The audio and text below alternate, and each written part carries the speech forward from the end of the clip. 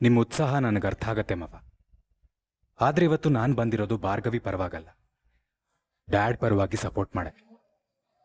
ಈ ಕೇಸ್ ಹಿಂದೆ ನನ್ನ ತಂಗಿ ರೀತು ಜೀವನ ಇದೆ.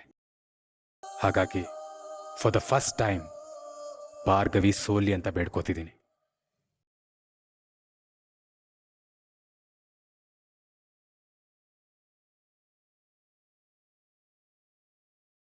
ಅಳಿಯಂದ್ರೆ ಆತಂಕ ಪಡಬೇಡಿ, ಗೆಲ್ಲೋದು ನಮ್ಮ ಭಾರ್ಗವಿನೇ. ನಿಮ್ಮನ್ನೊಂದು ಮಾತು ಕೇಳಲ ಅಳಿಯಂದ್ರೆ? ಕೇಳಿ ಮಾವ. ನಾನು ತಮ್ಮನ್ನು ಬಂದಾಗ್ಲಿಂದಲೂ ಗಮನಿಸ್ತಾ ಇದ್ದೀನಿ, ನನ್ನ ಜೊತೆ ನೀವು ಸರಿಯಾಗಿ ಮಾತಾಡ್ತಾ ಇಲ್ಲ. ನಿಮಗೆ ನನ್ನ ಮೇಲಿನ ಕೋಪ ಕಡಿಮೆ ಆಗಿಲ್ಲ? ನನಗೆ ಹೇಳಿದೆ ಮದುವೆ ಆದ್ರೆ ಇನ್ನ ಕಾರಣಕ್ಕೋಸ್ಕರ ಸ್ವಲ್ಪ ಕಟುವ ನಡ್ಕೊಂಬಿಟ್ಟೆ. ಎಲ್ಲ ತಂದೆಯಂದ್ರು ಮಾಡಿದ ಹಾಗೇನೆ, ಅದು ಸಹಜ ತಾನೆ. ಇದನ್ನೆಲ್ಲ ಮನಸ್ಸಿನಲ್ಲಿ ಇಟ್ಕೊಬೇಡಿ ಹೇಳಿ ಅಂದ್ರೆ. ಚಚೆ, ಹಾಗೇನಿಲ್ಲ ಮಾವ. ಯಾಕೋ ಸ್ವಲ್ಪ ಹುಷಾರಿಲ್ಲ, ಅದಕ್ಕೆ ಹೀಗಿದ್ದೀನಿ ಅಷ್ಟೇ. ಅಯ್ಯೋ ಹೌದಾ? ಜ್ವರ ಗಿರ ಏನಾದರೂ ಇದೆಯಾ? ಆಸ್ಪತ್ರೆಗೆ ಹೋಗ್ಬೇಕಾಗಿತ್ತು. ಇಲ್ಲ ಮಾವ, ಸ್ವಲ್ಪ ಯಾಕೋ ತಲೆನೋವು ಅಷ್ಟೇ, ಸರಿ ಹೋಗುತ್ತೆ. ಹುಷಾರಿಲ್ದಲ್ಲಿ ಹೋದ್ರು ಹೆಂಡತಿ ಗೆಲುವನ್ನು ನೋಡೋದಕ್ಕೆ ಬಂದಿದ್ದೀರಲ್ಲ, ನಿಮ್ಮ ಪ್ರೀತಿ ಮಿಟ್ಲೇಬೇಕಾ?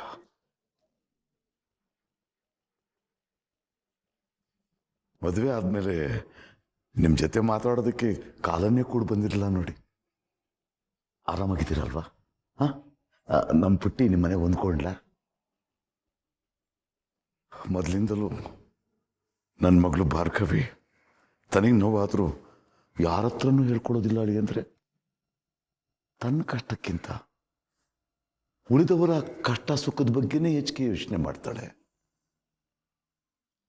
ಒಂದು ವೇಳೆ ನಿಮ್ಮ ಮನೆಯಲ್ಲಿ ಏನಾದರೂ ಸಮಸ್ಯೆ ಆದ್ರೂ ಖಂಡಿತವಾಗಿ ಹೇಳ್ತೀನಿ ನಾನು, ನಮ್ಮ ಹತ್ರ ಅದನ್ನು ಹೇಳ್ಕೊಡೋದಿಲ್ಲ, ಮುಚ್ಚಿಡ್ತಾಳೆ. ಎಲ್ಲಿ ನಮಗೆ ಬೇಜಾರಾಗ್ಬಿಡುತ್ತೋ ಅಂತ ನಮ್ಮ ಎದುರಿಗೆ ನಗ್ನಗ್ತಲೇ ಇರ್ತಾಳೆ. ಅದಕ್ಕೆ ಕೇಳ್ತಾ ಇದ್ದೀನಿ ಹೇಳಿ ಅಂದರೆ, ನಮ್ಮ ಪುಟ್ಟಿ ಆರಾಮಾಗಿದ್ದಾಳಲ್ವಾ?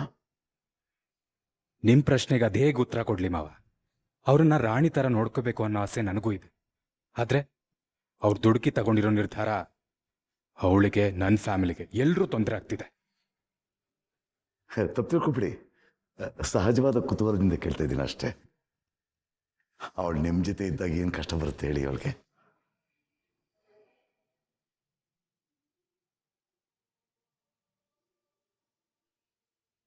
ಮಾವ, ಭಾರ್ಗವಿ ನಿಮಗೆ ಕೇಸ್ ನಡೆಸೋದು ಇಷ್ಟ ಇರಲಿಲ್ಲ ಅಲ್ವಾ?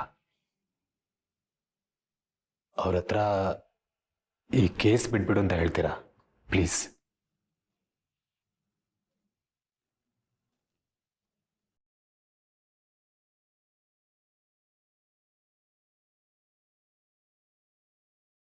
ನಾನಿಲ್ಲಿ ಬಂದಿರೋ ವಿಷಯ ಅವಳಿಗೆ ಗೊತ್ತಾ? ನನ್ನನ್ನು ಈ ಥರ ಪ್ರಶ್ನೆ ಮಾಡಿ ಅಂತ ಅವಳೇ ಹೇಳಿದ್ಲ? ಅವಳೇ ಹೇಳಿರ್ತಾಳೆ ಬಿಡಿ. ನೋಡಪ್ಪ, ಮಕ್ಕಳು ಚಿಕ್ಕವರಿದ್ದಾಗ ಪುಟ್ಟ ಪುಟ್ಟ ಹೆಜ್ಜೆ ಹಿಡ್ಕೊಂಡು ನಡೀತಾರೆ. ಆಗ ಅವ್ರು ಎಡುವುದಾಗ ನಿಧಾನ ಪುಟ್ಟಿ, ಬೇಡ ಪುಟ್ಟಿ, ಹುಷಾರು ಪುಟ್ಟಿ ಅಂತ ಹೇಳ್ತೀವಿ. ಅದರ ಅರ್ಥ ಅವ್ರು ನಡೆಯೋದೇ ನಮಗಿಷ್ಟ ಇಲ್ಲ ಅಂತಲ್ಲ. ಏನೋ ಸಹಜವಾದ ಕಾಳಜಿ ಬಂದ್ಬಿಡುತ್ತೆ. ಆಗ ಮಕ್ಕಳೇನು ಮಾಡ್ತಾರೆ ಹೇಳಿ? ನಮಗೆ ಆ ಸಾಮರ್ಥ್ಯ ಇದೆಯಪ್ಪ ಅಂತ ಹೇಳಿ ಧೈರ್ಯವಾಗಿ ನಿಂತ್ಕೊಂಡ್ಬಿಡ್ತಾರೆ. ಅವರು ಧೈರ್ಯವಾಗಿ ನಮ್ಮ ಎದುರು ನಿಂತ್ಕೊಳ್ತಾರಲ್ಲ, ಅದನ್ನ ನೋಡಿ ನಮಗೂ ಧೈರ್ಯ ಬಂದ್ಬಿಡುತ್ತೆ. ಇದು ಹಾಗೆ ಹೇಳಿ ಅಂದರೆ, ಭಾರ್ಗವಿ ಈ ಕೇಸನ್ನು ನಡೆಸೋದ್ರ ಬಗ್ಗೆ ನನಗೆ ಯಾವ ಬೇಜಾರು ಇಲ್ಲ. ಯಾರು ಏನು ಹೇಳಲಿ, ಅವಳು ಈ ಕೇಸನ್ನು ನಡೆಸಬೇಕು, ಸಂಧ್ಯಾಗೆ ನ್ಯಾಯ ಕೊಡಿಸ್ಬೇಕು. ನೀವು ಅವಳ ಜೊತೆ ಇರಬೇಕಾದ್ರೆ ನನಗೆ ಯಾವ ಭಯನೂ ಇಲ್ಲ. ಆರಾಮಾಗಿ ಕೇಸ್ ನಡೆಸಲಿ ಬಿಡಿ, ಏನು ಪ್ರಾಬ್ಲಮ್?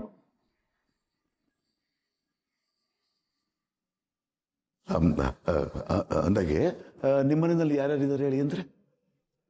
ನಿಮ್ಮ ಫಾದರ್ ಏನು ಮಾಡ್ಕೊಂಡಿದ್ದಾರೆ?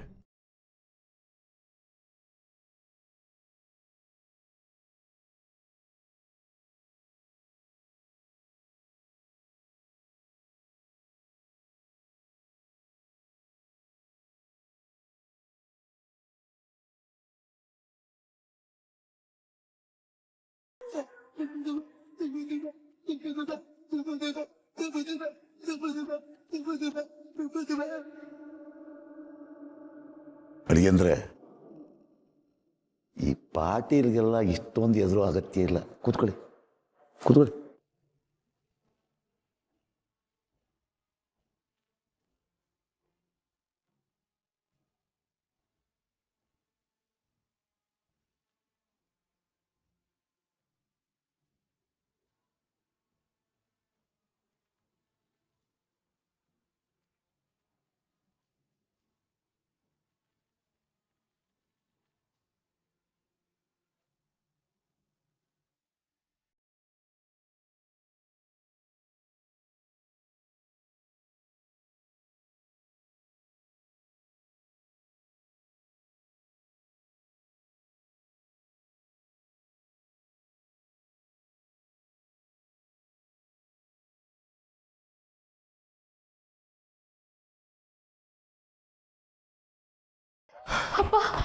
ಪುಟಿ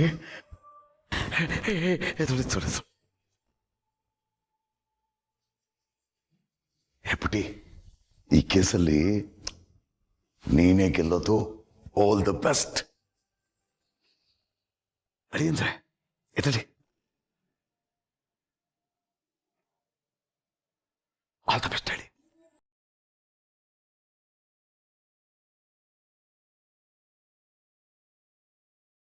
ಆಲ್ ದ ಬೆಸ್ಟ್. ಅಯ್ಯೋ, ಈ ಕೇಸಲ್ಲಿ ಇವಳೆ ಗೆಲ್ಲೋದು. ಧೈರ್ಯವಾಗಿ ಹೇಳಿ, ನಗ್ನಗ್ತಾ. All the best.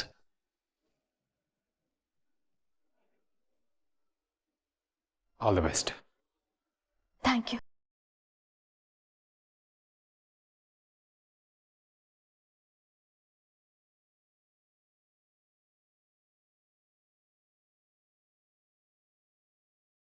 ನಾನ್ ಏನ್ ಪ್ಲಾನ್ ಮಾಡಿದ್ರು ಎಲ್ಲ ಟುಸ್ಪಟಾಕಿನೇ ಆಗ್ತಿದೆ.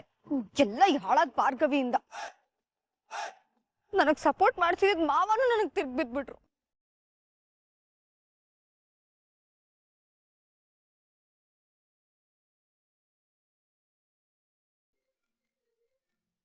ಸಾಲದಕ್ಕೆ ಈ ಗಯ್ಯಾಳಿ ಅತ್ತೇರ್ ಕಾಟ ಬೇರೆ. ಅದ್ ಎಷ್ಟ್ ಸಲ ಫೋನ್ ಮಾಡ್ತಾರೋ. ಹಲೋ ಹಲೋ, ಹೋಗ್ ಎಷ್ಟೊತ್ತಾಯ್ತು? ಎಲ್ಲಿದ್ಯಾ? ಲಿಸ್ಟ್ ಅಷ್ಟ್ ದೊಡ್ಡದ್ ಕೊಟ್ರಿ ತಾನೆ, ಅದ್ ತರ ಟೈಮ್ ಬೇಡ್ವಾ? ಹೇಳಿದ್ನೆಲ್ಲ ತರ್ತಿದ್ಯಾ ತಾನೆ? ಎಲ್ಲ ತರ್ತಾ ಇದೀನಿ ಚಿಕ್ಕತ್ತೆ. ಅದ್ ಎಷ್ಟ್ ಸಲ ಕೇಳ್ತೀರಾ? ನಾನೇನ್ ಮನೆ ಕೆಲ್ಸದವಳ? ಬಿಟ್ಟಿ ಬಿಲ್ಡಪ್ ಕೊಟ್ಟ ತಕ್ಷಣ ಕಾಗೆ ಕೋಗಿಲೆ ಆಗ್ಬಿಡೋದಿಲ್ಲ. ಹಾಗೆ ನೀನು ಬಿಲ್ಡಪ್ ಕೊಟ್ಟ ತಕ್ಷಣ ಮನೆ ಕೆಲ್ಸದವಳಿಂದ ಮನೆ ಓನರ್ ಆಗ್ಬಿಡೋದಿಲ್ಲ. ಸದ್ಯ 3 ಹೊತ್ತಿನ ಕೂಳ್ಗೆ ಯೋಚನೆ ಮಾಡಂಗಿಲ್ವಲ್ಲ, ಅಷ್ಟು ನೋಡ್ಕೊಂಡು ನೆಮ್ಮದಿಯಾಗಿ ಜೀವನ ಮಾಡು. ಅದ್ ಯಾವ ಜನ್ಮದ್ ಸೇಡು ಅಂತ ನನ್ನ ನೋಡಿದ್ರೆ ಇಷ್ಟು ಹುಡ್ಕೋತೀರ ಚಿಕ್ಕತ್ತೆ? ಹಾ, ನಿನ್ ಮೇಲಿನ ಸಿಟ್ಟಿಗೆ ಇದೊಂದ್ ಜನ್ಮ ಸಾಲ್ದು. ಆ ಭಾರ್ಗವಿನ್ ಬೇರೆ ಕರ್ಕೊಂಬಂದು ಮನೇಲಿ ಮೆರಿಯಕ್ ಬಿಟ್ಟಿದ್ಯಾ ಅಲ್ವಾ? ಈಗ ಅನ್ಭವ್ಸು. ಬೇಗ ಬಾ, ಮನೆಗೆ ಗೆಸ್ಟ್ ಬಂದಿದ್ದಾರೆ, ಅವರಿಗೆ ಜ್ಯೂಸ್ ಮಾಡ್ಕೊಡ್ಬೇಕು.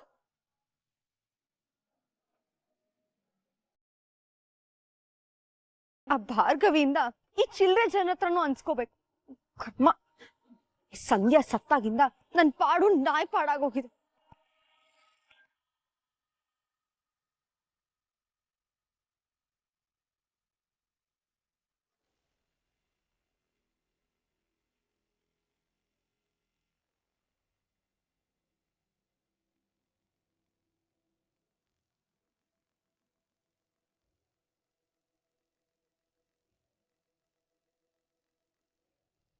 Defense lawyer, you may proceed. Thank you, Your Honor.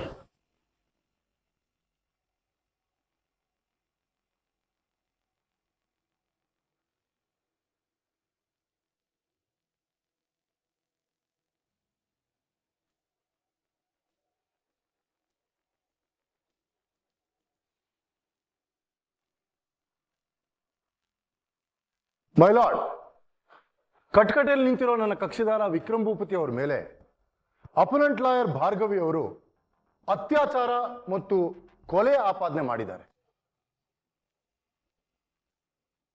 ಈ ಆಪಾದನೆಯಲ್ಲಿ ಹುರುಳೇ ಇಲ್ಲ ಹಾಗೂ ಇದು ಶುದ್ಧ ಸುಳ್ಳು ಆರೋಪ ಅಂತ ಇಲ್ಲಿರೋ ಎಲ್ರಿಗೂ ಗೊತ್ತಿದೆ. ಯಾಕೆ ಅಂದ್ರೆ ವಿಕ್ರಮ್ ಭೂಪತಿ ಸಂಧ್ಯಾಳ ಮೇಲೆ ಲೈಂಗಿಕ ದೌರ್ಜನ್ಯ ಮಾಡಿದ್ದಾನೆ, ಮೊಲೆಸ್ಟ್ ಮಾಡಿದ್ದಾನೆ ಅಂತ ಈಗಾಗಲೇ ಇವನ ಮೇಲೆ ಆರೋಪ ಹಾಕಿದ್ರು. ಆ ಆರೋಪಕ್ಕೆ ಯಾವುದೇ ಸಾಕ್ಷಿ ಆಧಾರಗಳು ಸಿಗದೆ ಇದೇ ನ್ಯಾಯಾಲಯ ಆ ಕೇಸನ್ನ ವಜಾ ಮಾಡಿತ್ತು.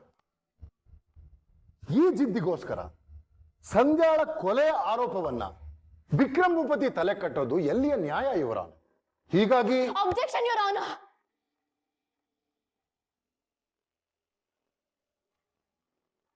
ಸತ್ತಿರೋ ಸಂಧ್ಯಾಗೆ ಅವಮಾನ ಮಾಡೋದು ಸ್ವಲ್ಪನೂ ಸರಿ ಇಲ್ಲ ಮೈ ಲಾರ್ಡ್. ತಪ್ಪಿಲ್ಲ ಅಂದ್ಮೇಲೆ ಹೀಗೆ ಹಳೆ ವಿಷಯಗಳನ್ನ ಮುಂದಿಟ್ಕೊಂಡು ತಪ್ಪಿಸ್ಕೊಳ್ಳೋ ಕೆಲಸ ಮಾಡಬಾರ್ದು ಅಲ್ವಾ? ಅಪೋನೆಂಟ್ ಲಾಯರ್ ಹೇಳ್ತಾ ಇದಾರಲ್ಲಮ್ಮ, objection is overruled. JP. ಮುಂದುವರಿಸಿ. Thank you your honour.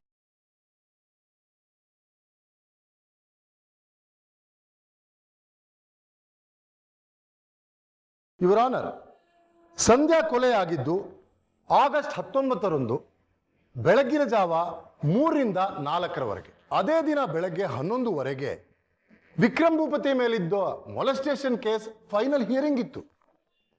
ಹಾಗಾಗಿ ಸಂಧ್ಯಾಳ ಕೊಲೆಯಾದ ಹಿಂದಿನ ದಿನ ಅಂದ್ರೆ ಆಗಸ್ಟ್ 18ನೇ ತಾರೀಕು ಮತ್ತು ಕೊಲೆಯಾದ ದಿನ ಬೆಳಗಿನ ಜಾವ ವಿಕ್ಕಿ ಎಲ್ಲಿದ್ರು ಅಂತ ಸವಿಸ್ತಾರವಾಗಿ ನಿಮ್ಮ ಮುಂದೆ ಪ್ರಸ್ತುತಪಡಿಸ್ತಾ ಇದ್ದೀನಿ.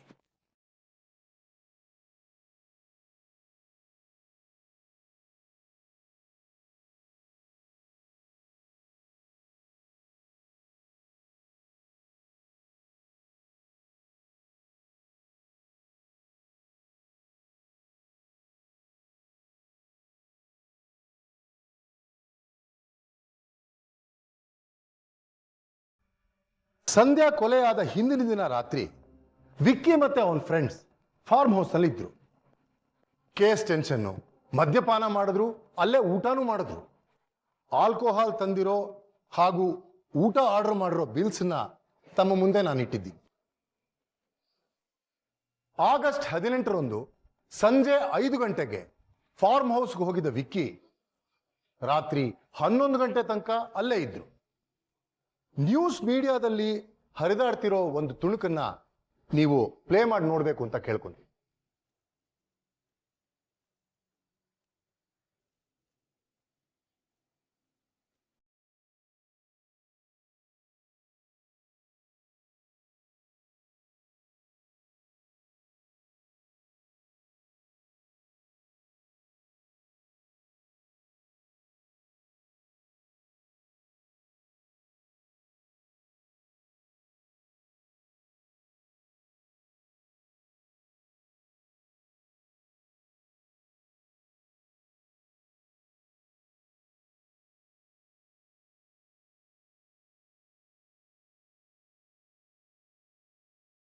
ವಿಕ್ಕಿ ಆಚೆ ಬಂದಿದ್ದಾನೆ ಅನ್ನೋ ವಿಡಿಯೋನ ಇವರೇ ತೋರಿಸ್ತಾ ಇದಾರಲ್ಲ, ಯಾಕಿರಬಹುದು? ಸಿಸಿಟಿವಿ ಫುಟೇಜ್ ಪ್ರಕಾರ ವಿಕ್ಕಿ ರಾತ್ರಿ 11 ಗಂಟೆ 2 ನಿಮಿಷಕ್ಕೆ ಫಾರ್ಮ್ ಹೌಸ್ ಇಂದ ಹೊರಗಡೆ ಬಂದಿದ್ದಾರೆ. I request you to please note this point your honour. ಆ ಸಂದರ್ಭದಲ್ಲಿ ನೀವು ನೋಡ್ತಿರೋ ಹಾಗೆ ಯಾವುದೋ ಒಂದು ಅನಾಮಿಕ ಹುಡುಗಿ ವಿಕ್ಕಿ ಮೇಲೆ ಹಲ್ಲೆ ಮಾಡಿದ್ದಾಳೆ. ಆಗ ಬಟ್ ನ್ಯಾಚುರಲ್ ಸೆಲ್ಫ್ ಡಿಫೆನ್ಸ್ಗೆ ಅಂದ್ರೆ ಸ್ವಯಂ ರಕ್ಷಣೆಗೆ ಒಂದು ರಾಡ್ ತಗೊಂಡು ಆ ಹುಡುಗಿ ಜೊತೆ ಹೋರಾಡಿದ್ದಾರೆ. ಆ ವಿಡಿಯೋದಲ್ಲಿ ಅದಷ್ಟೇ ಗೊತ್ತಾಗ್ತಿದೆ, ಆದರೆ ಅದರ ಮುಂದುವರೆದ ಭಾಗ ಯಾರಿಗೂ ಗೊತ್ತೇ ಇಲ್ಲ.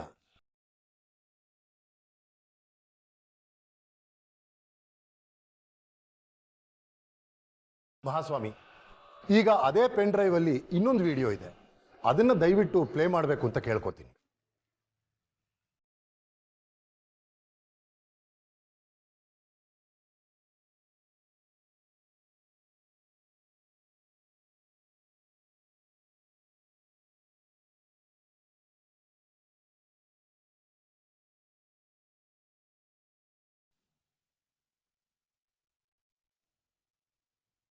ಧನ್ಯವಾದಗಳು ಯುವರ್ ಆನರ್.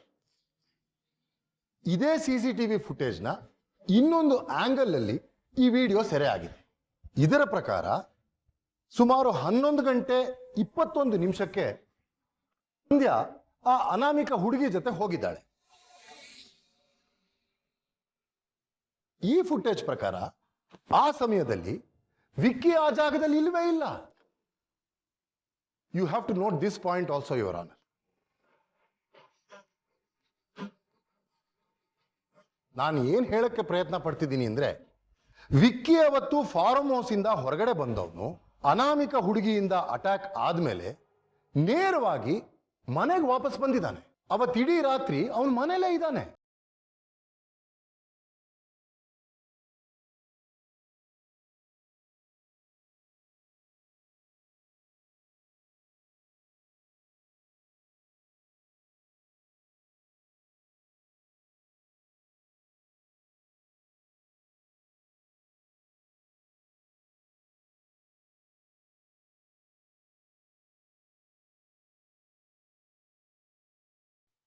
ಮಹಾಸ್ವಾಮಿ, ಈ ರಿಪೋರ್ಟ್ಸು ವಿಕ್ಕಿ ಮೊಬೈಲ್ ಫೋನ್ ಅವ್ರ ಮನೆ ಹತ್ರ ಇರೋ ಟವರಲ್ಲೇ ಕ್ಯಾಚ್ ಆಗಿರೋದನ್ನ ಸಾಬೀತುಪಡಿಸುತ್ತೆ. ವಿಕ್ಕಿ ಮನೆಗೆ ಹೋಗಿರೋದು ಸುಮಾರು 11:55 ಅಥವಾ 12 ಗಂಟೆ ಅನ್ಕೊಳ್ಳೋಣ. ಪೋಸ್ಟ್ ಮಾರ್ಟಮ್ ರಿಪೋರ್ಟ್ ಪ್ರಕಾರ ಸಂಧ್ಯಾಳ ಸಾವಾಗಿರೋದು 19ನೇ ತಾರೀಕಿನ ಬೆಳಗ್ಗಿನ ಜಾವ 3 ರಿಂದ 4 ಗಂಟೆ ಒಳಗಡೆ. ಇಡೀ ರಾತ್ರಿ ಮನೆಯಲ್ಲೇ ಇದ್ದು ನೇರವಾಗಿ ಕೋರ್ಟ್ಗೆ ಬಂದಿದ್ದಾರೆ. ಈ ಮಧ್ಯೆ ಮನೆಯಿಂದ ಹೊರಗಡೆ ಹೋಗಿದ್ದಾರೆ ಅನ್ನೋದಕ್ಕೆ ಯಾವ ಸಾಕ್ಷಿ ಆಧಾರಗಳು ಇಲ್ಲ. ಆದರೆ ಸಂಧ್ಯಾ 11:30 ರಾತ್ರಿಗೆ ಆ ಅನಾಮಿಕ ಹುಡುಗಿ ಜೊತೆ ಹೋಗಿದ್ದಾಳೆ ಅನ್ನೋದಕ್ಕೆ ಸಾಕ್ಷಿ ಇದೆ. ಯುವರ್ ಆನರ್, ಬೆಂಗಳೂರಿನ ಟ್ರಾಫಿಕ್ ಬಗ್ಗೆ ನಿಮಗೆ ಗೊತ್ತಿದೆ. ಹೀಗಿದ್ದಾಗ 11:20 11:55 ಅಂದ್ರೆ 35 ನಿಮಿಷದಲ್ಲಿ ವಿಕ್ಕಿ ಸಂಧ್ಯಾಳ ಮೇಲೆ ಅತ್ಯಾಚಾರ ಮಾಡಿ, ಕೊಲೆ ಮಾಡಿ, ಫಾರ್ಮ್ ಹೌಸ್ ಇಂದ 15-20 ಕಿಲೋಮೀಟರ್ ದೂರದಲ್ಲಿ ಹೆಣವನ್ನು ಹಾಕಿ ಮತ್ತೆ 15-20 ಕಿಲೋಮೀಟರ್ ವಾಪಸ್ ಫಾರ್ಮ್ ಹೌಸ್ಗೆ ಹೋಗಕ್ಕಾಗತ್ತಾ? ಇದನ್ನ ನಂಬಕ್ಕಾಗತ್ತಾ your honour? Objection your honour.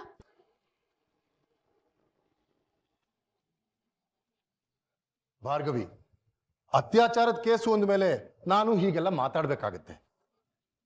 ಹೆಣ್ಣಿನ ಬಗ್ಗೆ ಹೀಗೆಲ್ಲ ಮಾತಾಡ್ತಿದ್ದೀನಿ ಅಂತ ನಿಮ್ಗೆ ಅನ್ಸಿದ್ರೆ ದಯವಿಟ್ಟು ಕ್ಷಮಿಸಿ.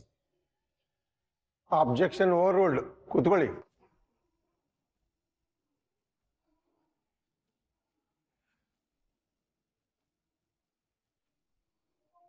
ಸತ್ತಿರೋ ಸಂಧ್ಯಾ ಬಗ್ಗೆ ನನಗೂ ಅನುಕಂಪ ಇದೆ ಯುವರ್ ಆನರ್. ಅವ್ರ ಆತ್ಮಕ್ಕೆ ಶಾಂತಿ ಸಿಗಲಿ ಅಂತ ಭಗವಂತನ ಬೇಡ್ಕೊಂತೀನಿ. ಅವಳು ಈ ಭೂಮಿ ಮೇಲೆ ಇಲ್ಲ ಅನ್ನೋ ಒಂದೇ ಕಾರಣಕ್ಕೆ ಅವಳು ಮಾಡಿದ ತಪ್ಪನ್ನು ಮುಚ್ಚಾಕಿ ಬದುಕಿರೋ ನನ್ನ ಕಕ್ಷಿದಾರ ವಿಕ್ಕಿ ಜೀವನನ ನರಕ ಮಾಡೋದು ಎಲ್ಲಿಯ ನ್ಯಾಯ ಯುವರ್ ಆನರ್? ಮೊಲೆಸ್ಟೇಷನ್ ಕೇಸ್ನಲ್ಲೂ ಇದೇ ಮಾತುಕತೆ ಬಂದಿತ್ತು. ಮೊದಲೇ ದುಡ್ಡಿನ ಆಸೆ ಇದ್ದ ಸಂಧ್ಯಾ ವಿಕ್ಕಿನ ಬೆದರಿಸಿದ್ಲು.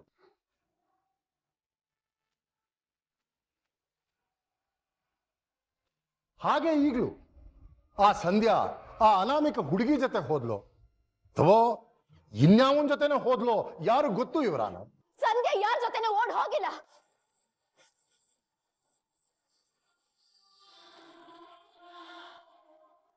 ಇದೇ ವಿಕ್ಕಿ ಅವಳನ್ನ ಚಿತ್ರಹಿಂಸೆ ಕೊಟ್ಟು ಸಾಯಿಸಿದ್ದಾನೆ. ವಿಷಯ ಗೊತ್ತಿಲ್ಲದೆ ಒಂದ್ ಹೆಣ್ಣಿನ ಬಗ್ಗೆ ತಪ್ಪಾಗಿ ಮಾತಾಡ್ಬೇಡಿ. ಆ ಹಕ್ಕು ಯಾರಿಗೂ ಇಲ್ಲ. Order order. ಭಾರ್ಗವಿ, ಕೋರ್ಟಲ್ಲಿ ಈ ರೀತಿ ಎಲ್ಲ ಮಾತಾಡಕ್ಕಾಗಲ್ಲ. ನಿಮ್ಮ ಸರ್ದಿ ಬಂದಾಗ ನಿಮ್ಮ ವಾದವನ್ನು ಮಂಡಿಸಿ. ಸಾರಿ ಅವರ.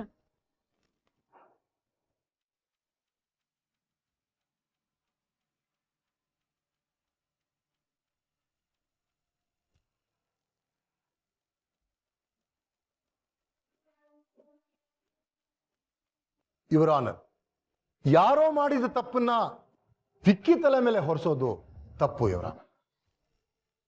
ಹಾಗಾಗಿ ಈ ಕೂಡಲೇ ನನ್ನ ಕಕ್ಷಿದಾರ ವಿಕ್ರಮ್ ಭೂಪತಿನ ಬಿಡುಗಡೆ ಮಾಡಬೇಕು ಅಂತ ತಮ್ಮಲ್ಲಿ ವಿನಂತಿಸ್ಕೊಂತೀನಿ. That's all your honour.